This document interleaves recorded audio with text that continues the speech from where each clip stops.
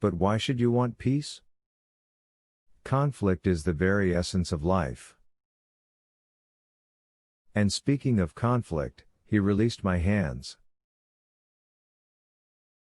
You're going to bed, he told me, and I am going to the Talbot stable or garage or whatever it is, to look at that bird cage, although if anyone had told me a week ago that I would start with an axe murder and end with a bird cage, I don't know that I'd have believed them.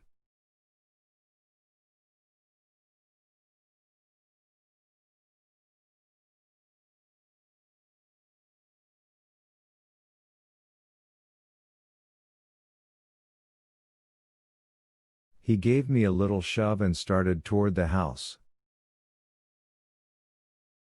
I'll wait until you're safely inside, he said. And listen to this, Lou.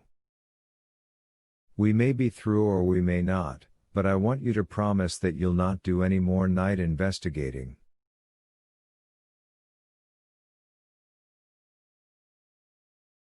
There are only two theories of these crimes. One is that they are inside crimes, done by someone on the Crescent, the other is an outsider and possibly a lunatic, and he's not eliminated even yet.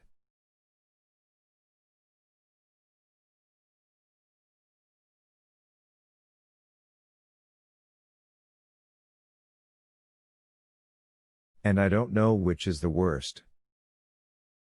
Let me do the dirty work.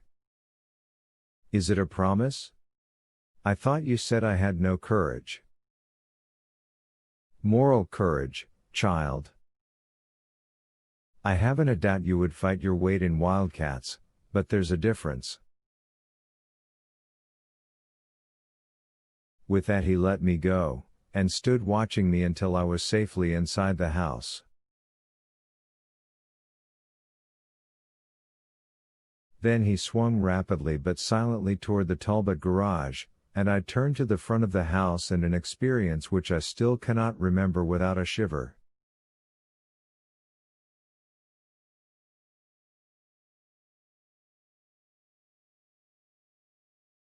One of the strangest things during all those hectic days was the comparative immunity with which our killer apparently moved about among us.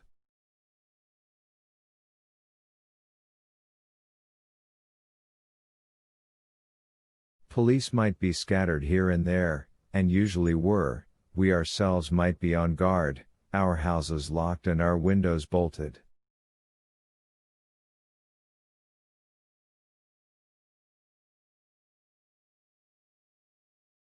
But with uncanny skill both were circumvented.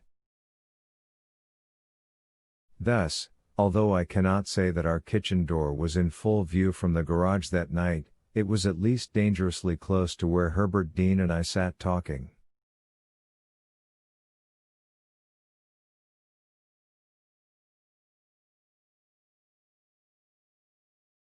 Yet in that interval of a half hour or less what followed seemed to prove later that someone had crept up the steps of the back porch and slipped inside.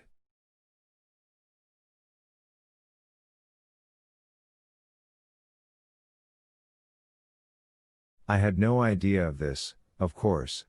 I remember feeling happier than I had felt for a long time, in spite of our tragedies, feeling younger too, and determined to go upstairs and get the beauty sleep Herbert Dean had suggested that I needed.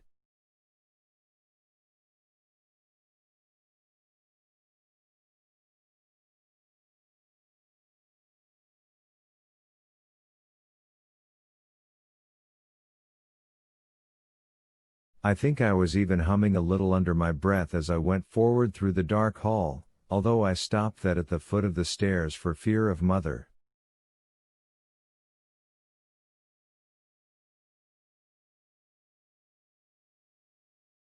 I went up the stairs quietly for the same reason.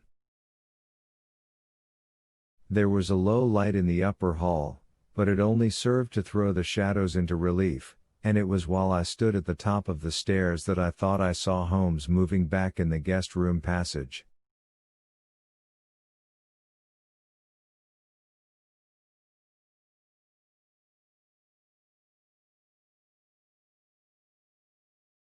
That puzzled me.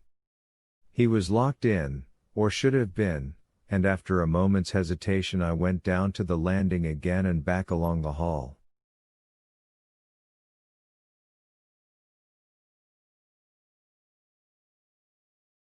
There I tried his door, but it was securely locked, and either he was asleep or he was giving an excellent imitation of it, from the sounds beyond.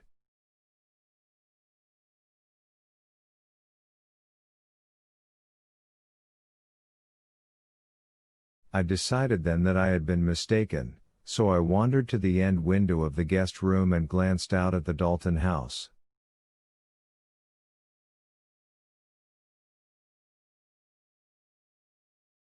Our hall was dark, but there was a light in Mrs. Dalton's bedroom, and the shades were up so that I could see into the room.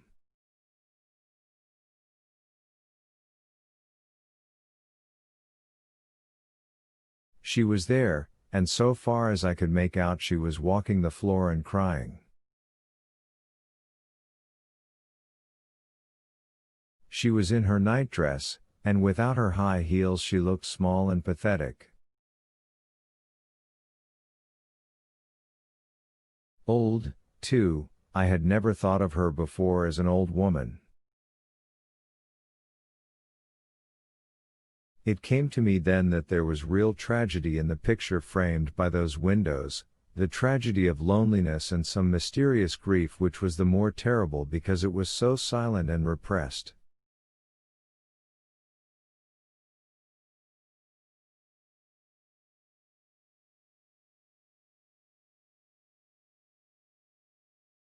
But it seemed almost indecent to spy on her, and I was about to turn and leave when I heard something behind me.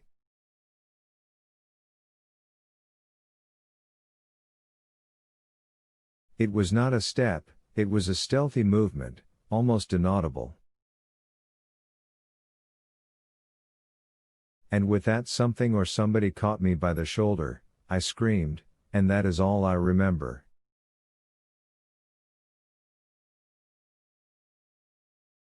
When I came to Holmes was beating on his locked door and shouting murder, and I was absolutely alone in the dark and flat on the floor.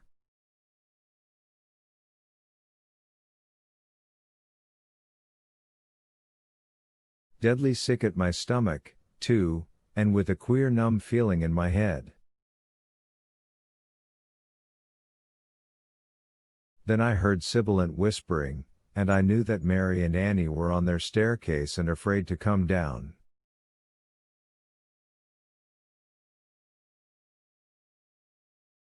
"Mary!" I called. "Please come." "It's all right." My voice was feeble, but they heard it and slowly emerged. I must have looked a strange object lying there in the dark, and the noise Holmes was making did not lessen the excitement.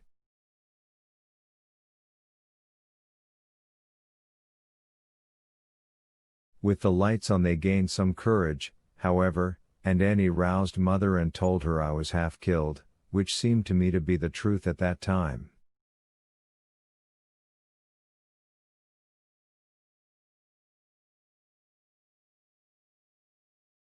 The three of them got me to bed finally, and at last someone released an outraged and indignant Holmes and called the doctor.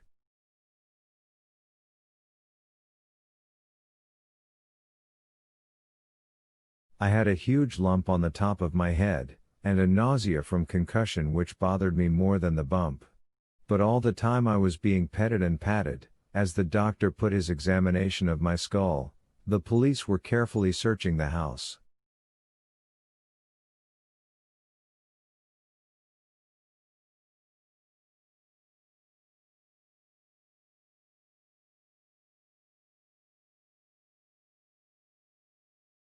And they found exactly nothing, except that the kitchen door was unlocked. The weapon was neither an axe nor a pistol, but a poker from the kitchen stove, and it bore no prints whatever.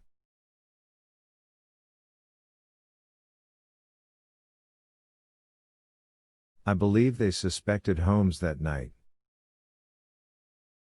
Certainly they examined his room and himself for the key to his door. But as Annie observed, he would have had to jump like a grasshopper to get down and unlock the kitchen door and then get back again and lock himself in, between my scream and the time she and Mary had reached the bottom of the stairs.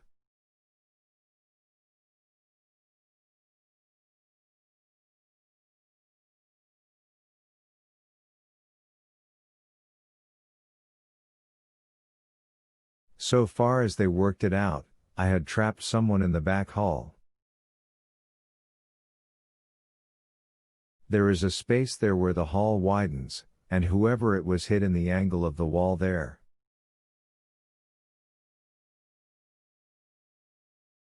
Almost certainly I had passed close by the intruder in the dark, and there must have been a momentary hesitation, an indecision whether to chance an escape while my back was turned, or to put me beyond raising an alarm.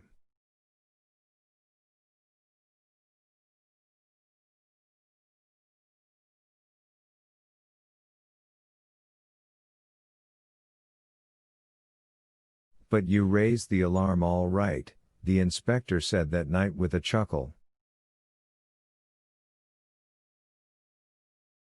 Understand, down on the avenue they thought it was a fire engine. I can still see him, standing beside my bed and pinching his lips as he surveyed me.